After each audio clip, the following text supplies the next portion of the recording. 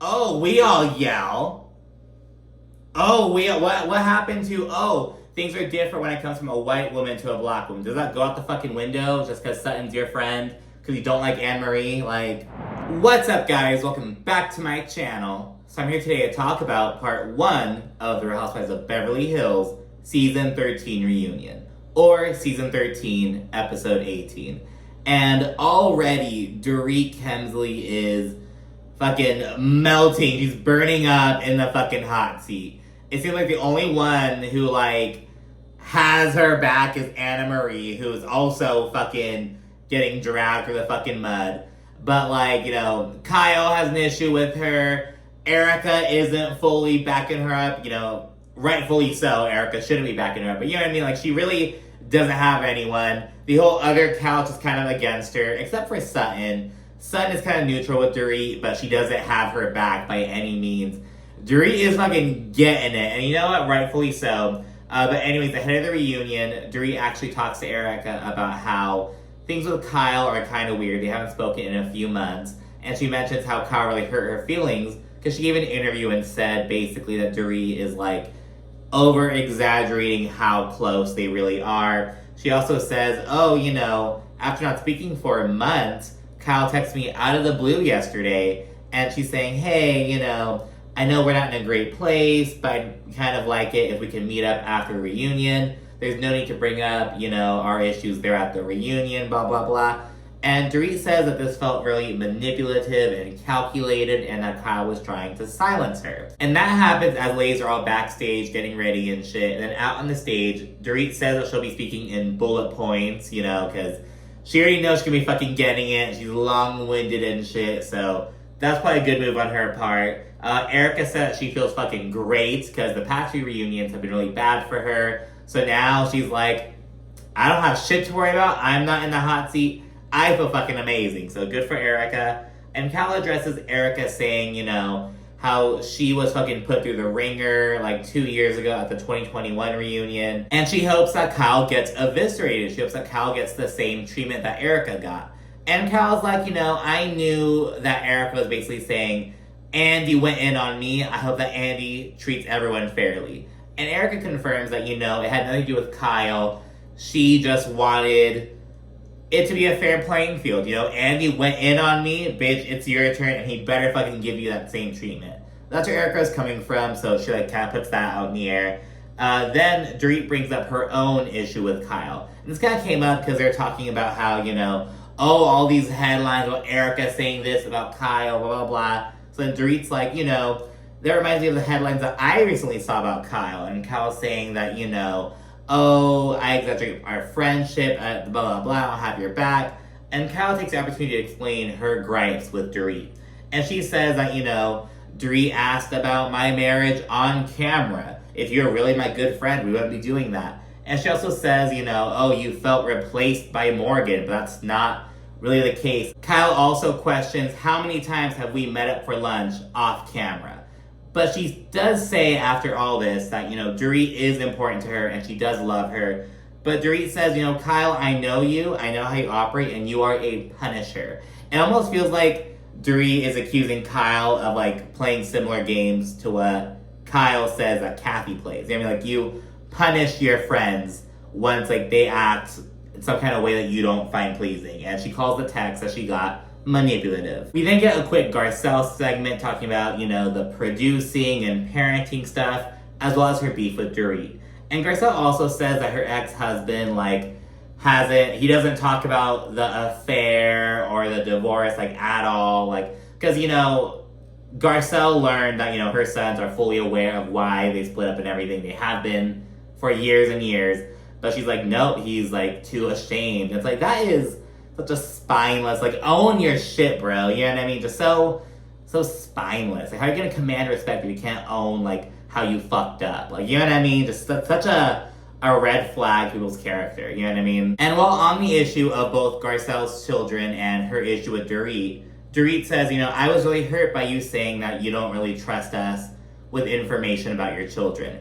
And immediately Garcelle fucking hits back with, well, my feelings were hurt by watching my friends laugh and joke about my son getting cursed at. So let's call it even. And this bitch Dorit, I understand that, but it feels like you're holding on to a grudge from that. Garcelle has every right to hold on to a grudge, because again, it shows like your questionable fucking character. Why would you be laughing at that? Yeah, it's just so weird. And Garcelle's it deals with her children. Like, what do you fucking mean? So that's really fucking weird of Dorit. Garcelle then explains, her unconscious Karen comment about Dorit. She says that, it just doesn't seem to sink in. And in the confessional, Garcelle was like, we live in a world now where we're woke or awoken, whatever you want to say, and she's not that.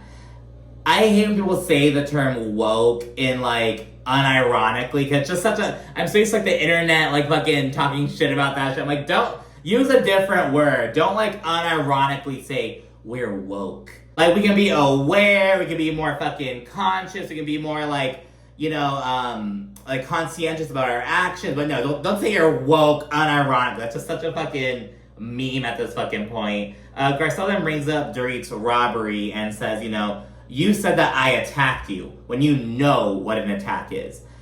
And granted, are we gonna act like there aren't different versions of attacks? And Annemarie kind of read my mind at this point, because then she jumped in and she brought up how, at Sutton's store, Sutton was saying, oh, stop yelling at me, when Annemarie clearly wasn't yelling. Now, I did clock that when it happened, but I will say I don't think anyone gives a fuck about that, because Annemarie was in the wrong in that moment. She was being a nosy bitch towards Sutton, bringing up her medical issues, blah, blah, blah. But it is interesting, because when Annemarie brings that up, Garcelle's thing is like, everyone yelled. We all yell at each other. Wait, but I thought things are different when it comes from a white woman to a black woman. Like how you're saying, Dorit saying, oh, you attacked me, that was so fucking bad because she's white, you're black. But now you're disregarding that whole fucking premise because Sutton versus Annemarie. Now again, no one really cares about the Annemarie situation because she was in the wrong in that moment. So I like that Annemarie brought that up, and Garcelle thinks, oh, we all yell at each other. We all attack each other, bitch, up with that. So it's kind of weird with that. Where Annemarie lost me was when she was like, you didn't stick up for me in that moment, but you know who did? This one, Dorit. So basically, Annemarie was trying to discredit Garcelle and defend Dorit, and that's where I think she fucked up.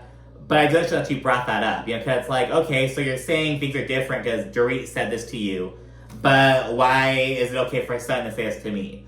But again, Annemarie was the villain in that situation, so I think that's why no one really cares about it.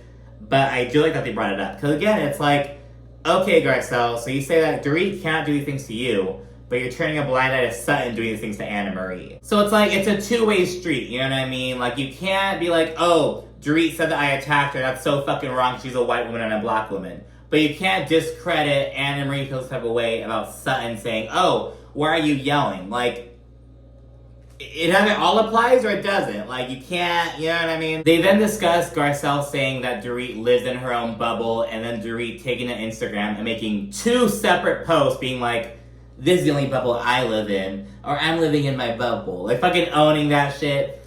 And, both Crystal and Garcelle are like, that was like a big ol' fucking F you to, like, my comment.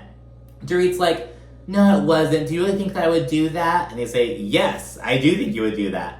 And that's the thing, it's like, I'm not sure how the fuck you thought that would be interpreted. You know what I mean? It's like, I do think that was a fuck you from Dorit. But then once she realized, oh, I didn't mean it to be like that much of a fuck you, she had to try to fucking reel it back. Dorit, you're not that stupid. Like, you know what I mean? You know what you're doing. Whatever, girl. Now, what I will say is that I think Dorit has every right to use her social media to give Garcelle a big ol' fuck you. I do. I think she's okay to do that. But, you know what I mean, she's also isn't immune to being called out over that. You know what I mean? Yeah, girl, it's your social media. Just like how you can say whatever in confessional, like say whatever in your social media, whatever. But you aren't immune to, like, backlash over that. We then get this segment on all the sexy shit that went on this season, from Las Vegas to Sutton and her driver with benefits, and Cal admitting that she would be down to date a woman. And Cal explains that, she grew up very, like, by the book, very, like, heteronormative, I guess, basically, you're a girl, you grow up and get married, have children, blah, blah, blah, very by the book. And now she's kind of, like, she's open to, like, seeing what's up, and who knows what the future holds, basically. We then get an Annemarie segment on her being a fucking 8.5, according to her husband, the esophagate drama, and of course, her beef with Crystal. We also touch on how her mother passed away, but we don't get too much into that. Crystal then says that Annemarie claimed to be an anesthesiologist before being like, oh, well, I'm actually a nurse anesthetist, but no one knows what that means. And I feel like that scenario is very different from what Crystal was initially saying happened. Because Crystal's kind of being like, oh, Annemarie's being like, I'm an anesthesiologist, kind of like trying to masquerade as that. But it sounds like it was more like a conversational thing, like, oh, I work in anesthesiology. Oh, but I'm not going to call myself a nurse anesthetist because no one knows what that is.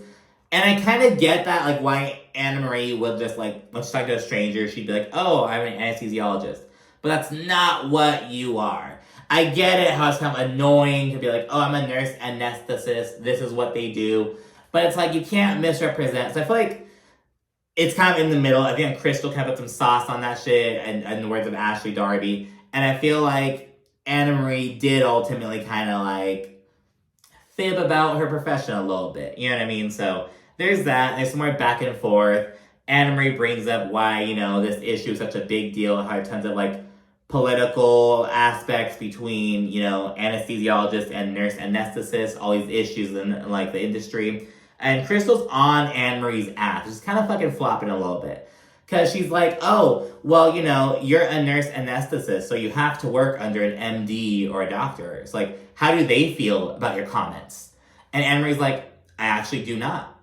And Crystal's like, yes, you do. And she's like, no, there are 23 states and Guam that allow nurse anesthetists to, like, do their own thing and not be under supervision of an anesthesiologist. So Crystal got that wrong. And then Crystal was like, oh, because Annemarie kept saying, oh, physician anesthesiologist. And Crystal was like, you do realize that saying physician anesthesiologist, that's redundant.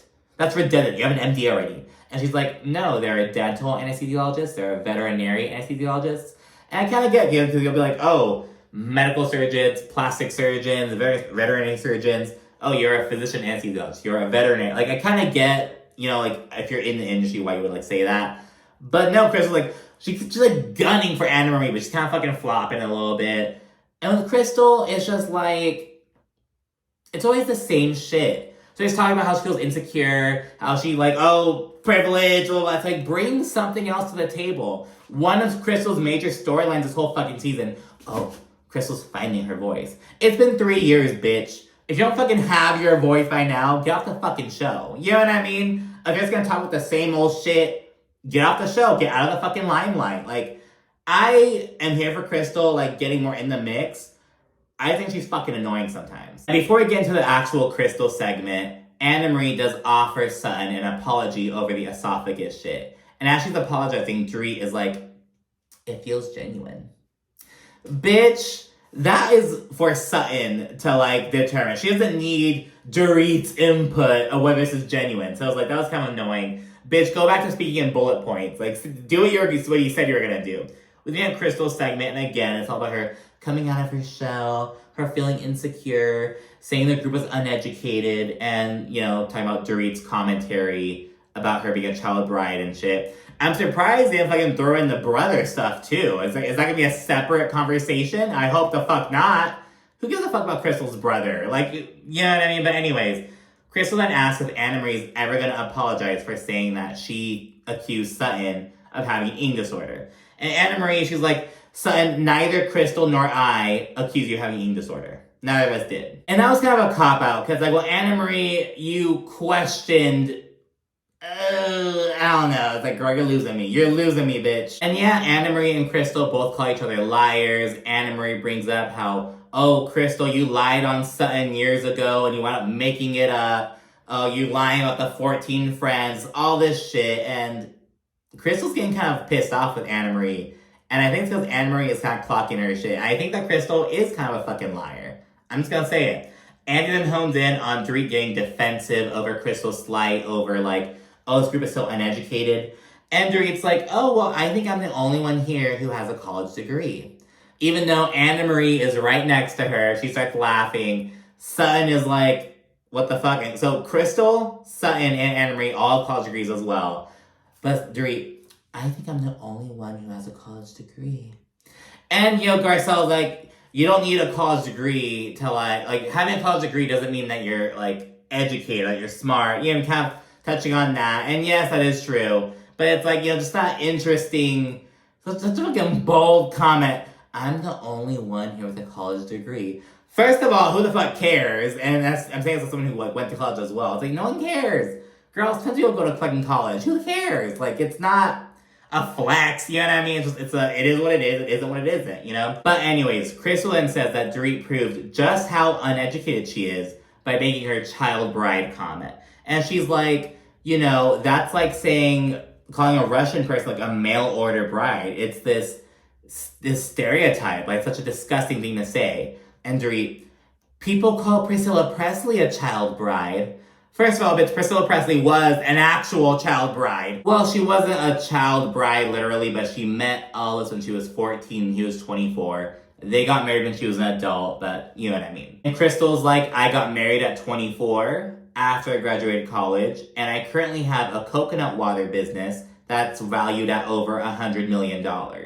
And, it's kind of just letting Dorit know what the fuck's up. Crystal then calls it a microaggressive comment. And Erica, who's sitting right next to Dorit, is like, it kind of feels macro, not micro. And I'm like, oh my. Erica does not give a fuck. She's in here for herself. Like, Kyle, hope you get it. Dorit, you deserve it. And I'm like, good on Erica. Oh, we then get a Kyle segment. It's touching on her growing apart from Mauricio, her not drinking anymore, and the Morgan speculation, and of course, Lorraine's passing. And Andy dives into Kyle's disappointment with Dorit, and Kyle confirms that it stems from last year, because Dorit was kind of like playing, like riding the fence when it came to the issue between Kyle and Kathy a little bit. And Kyle actually says that Dorit always tries to like take the side of, like, be on the side of like popular opinion, to like side with the audience essentially. And Kyle says that she did it with Kathy, and she also brings up how at BravoCon 2023, when Alexander Rogers took the stage and asked this shady-ass question about Teddy, like, why are you guys trying to make Teddy happen when we clearly don't fuck with her? You know what I mean? And yeah, Cal brings up how, she spoke positively of Teddy, Erica did, even Annemarie, but Dorit stayed silent. And Dorit's like, I'm very publicly friends with Teddy. I don't have to fucking chime in at everything. No, I just wanted the dude to sit down. Like, it's not that big of a deal. And Dorit calls Kyle's accusation the most hysterical thing she's ever heard. And that's where part one ends. So yeah, Dorit is just, she's just going through. Like, no one is on her side except Annemarie a little bit. But yeah, let me know what you think down in the comment section. What do you think about the issue between Crystal and Annemarie?